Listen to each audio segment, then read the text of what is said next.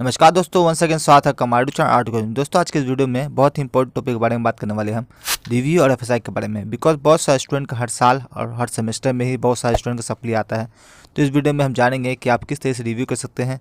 Review के जो भी Q&A होंगे, लाइक आपने जो भी क्वेश्चंस पूछे होंगे, वो इस वीडियो में आपको क्लियर करूंगा। बिकॉज मैं लगभग 1-1.5 साल से वीडियोस बना रहा हूं और बहुत सारे स्टूडेंट का सप्ली आता है हर साल और बहुत सारे स्टूडेंट का बहुत सारे डाउट्स होते हैं। तो मैं इस वीडियो में ट्राई करूँगा कि जो भी डाउट्स होगा, जो भी क्वेरीज होगा, इस वीडियो में क्लियर करूँगा। तो सबसे पहले मैं आपको एक चीज़ क्लियर कर देता हूँ कि अगर आपको लगता है कि आपका सप्ली आया है और किसी का भी नहीं आया है, तो ऐसा नहीं है दोस्तों। हर साल और हर सेमेस्टर में ही मैंने देखा है कि लगभग हज़ारों स्टूडेंट के सप्ली आते हैं। तो आपको ऐसा नहीं लगना चाहिए कि आपका सिर्फ सप्ली आया है और किसी का भी सप्ली नहीं आया है। बहुत सारे स्टूडेंट का तो एक बार सप्ली आता है, फिर नेक्स्ट ईयर फिर सप्ली आता है, और कुछ स्टूडेंट का तो ऐसा देखा जाता है कि 3 बार तक सप्ली आता है सेम पेपर में। तो आपका ऐसा कोई भी डाउट नहीं रखना है अपने मन में कि हमारा सिर्फ सप्ली आया है और कोई भी स्टूडेंट का ऐसा नहीं होता है। तो बहुत सारे स्टूडेंट तो इसी प्रॉब्लम में होते हैं। तो चलिए स्टार्ट करते हैं इस वीडियो को, बट आप स्टार्टिंग से लेकर वीडियो को अंत तक जरूर देखिएगा। बिकॉज बहुत सारे डाउट्स को इस वीडियो में क्लियर करूंगा, तो स्टार्टिंग से लेकर अंत जरूर देखिए ताकि जो भी डाउट्स हो आपको क्लियर हो जाए। अगर फिर भी आपका कोई डाउट हो तो आप हमें कमेंट करके जरूर पूछ सकते हैं। तो वीडियो थोड़ा लंबा होगा, तो आप जरूर स्टार्टिंग से लेकर अंत जरूर देखिएगा। चलिए स्टार्ट करते हैं। सबसे पहले मेन क्वेरीज होता है कि बहुत सारे स्टूडेंट का कि रिव्यू का नोटिफिकेशन कब आता है, यानी कि रिजल्ट के अनाउंसमेंट होने के बाद कितने दिन बाद रिव्यू का नोटिफिकेशन आता है।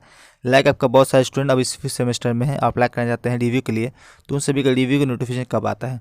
तो सबसे पहले मैं आपको बता दूं, क्लियर कर दूं कि आप रिव्यू का जो नोटिफिकेशन है वो आपका कोई फिक्स नहीं होता है। वो आपका 1 वीक में आ जाता है लगभग, या फिर 3-4 दिनों में आ जाता है। बट डिपेंड करता है कि आपका रिजल्ट अनाउंसमेंट हुआ कि नहीं हुआ है। अगर आपका BA और BSc और BCom तीनों का अनाउंसमेंट हो जाता है एक साथ में, तो 3-4 दिनों में आप सबका रिव्यू का नोटिफिकेशन आ जाता है। अगर आपका BA और BSc का पहले अनाउंसमेंट होता है और BCom का बाद में अनाउंसमेंट होता है, तो आपका BCom का रिजल्ट आने के बाद आप सभी का रिव्यू का स्टार्टिंग होगा। तो आई होप आप लोग के हो चुका कब आपका रिव्यू का नोटिफिकेशन आता है। अब बात करते हैं कि बहुत सारे स्टूडेंट डाउट हो कि हमें क्या करना चाहिए, रिव्यू करना चाहिए कि एफएसआई करना चाहिए कि दोनों ही करना चाहिए। तो मैं आपको एक चीज़ क्लियर करता हूँ, आप चाहे रिव्यू करें चाहे एफएसआई करें, चाहे दोनों ही करें, आप दोनों ही कर सकते हैं। चाहे तो आप रिव्यू करते हैं एफएसआई करते हैं, दोनों में ही मार्क्स इंक्रीज़ होते हैं। अगर आपको कोई डाउट है तो हमारा वीडियो है, आप उसे जाकर देख सकते हैं कि आपके कितने मार्क्स इंक्रीज़ होते हैं रिव्यू और एफएसआई में।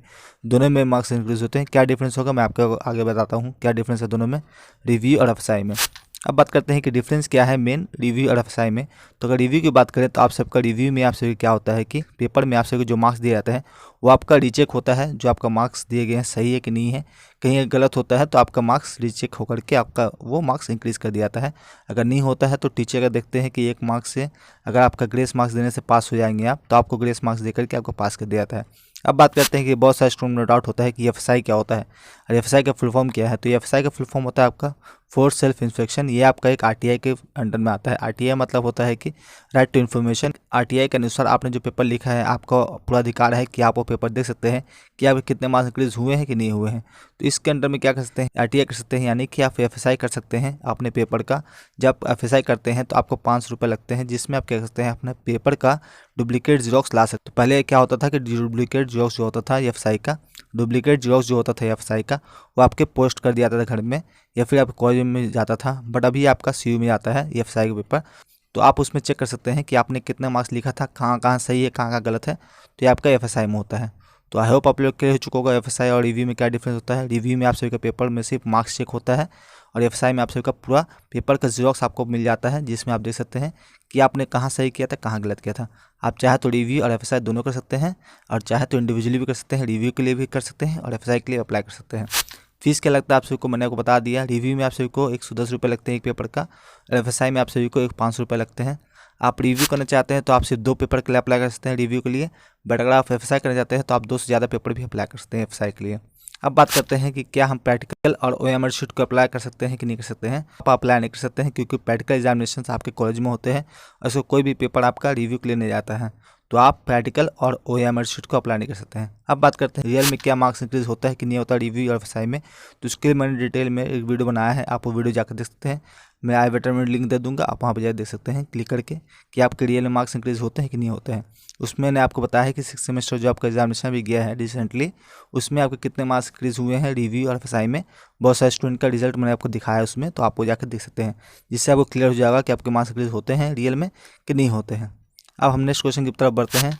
Can supply student apply for review और एफएसआई। तो बहुत सारे स्टूडेंट में डाउट होता है कि हमारा सप्ली है, हमने एग्जामिनेशन दिया और हमारा फिर से सप्ली हो गया, तो क्या हम रिव्यू कर सकते हैं। तो ऐसा नहीं है दोस्तों, अगर आपका फिर से सप्ली होता है सेम पेपर में तो आप रिव्यू नहीं कर सकते हैं, बट आप एफएसआई कर सकते हैं। तो जो भी स्टूडेंट को डाउट है कि आप एफएसआई कर सकते नहीं कर सकते हैं, आप बिल्कुल एफएसआई कर सकते हैं। एफएसआई के लिए कोई दिक्कत नहीं होगी आप सभी को, बट आप रिव्यू नहीं कर सकते हैं, आप ये ध्यान रखें। अब बात करते हैं कि आपका प्रोसेस क्या है रिव्यू और एफएसआई का। तो जैसे ही नोटिफिकेशन आता है सी तरफ से कि आपका रिव्यू और एफएसआई का पोर्टल ओपन हो चुका है, आपको मिल जाएगा कि आपको अप्लाई करना है। बाकी अगर आप जानना चाहते हैं उससे पहले भी, तो हमारा प्लेलिस्ट है रिव्यू प्रोसेस, तो आप वो जाकर देख सकते हैं। मैंने बहुत सारे सेमेस्टर्स में अलग अलग टाइप में प्रोसेस बताया है रिव्यू का, आप वो जाकर देख सकते हैं, कोई प्रॉब्लम नहीं होगी आपको। अब बात करें डॉक्यूमेंट्स की, क्या क्या डॉक्यूमेंट्स लगते हैं। तो पहला तो है आपका रजिस्ट्रेशन। अप्लाई करते हैं तो आपको रजिस्ट्रेशन सर्टिफिकेट लगेगा और आपका मार्कशीट लगेगा सप्ली का। तो जो भी स्टूडेंट मार्कशीट लेना भूल जाते हैं तो आप जरूर मार्कशीट ले लें अपने सप्ली का। लाइक आपने जो एग्जामिनेशन दिया था उसमें आपने सप्ली का एग्जामिनेशन दिया होगा, तो आपको सप्ली का एग्जामिनेशन का आपका मार्कशीट भी लगेगा, तो आप उसे रखें।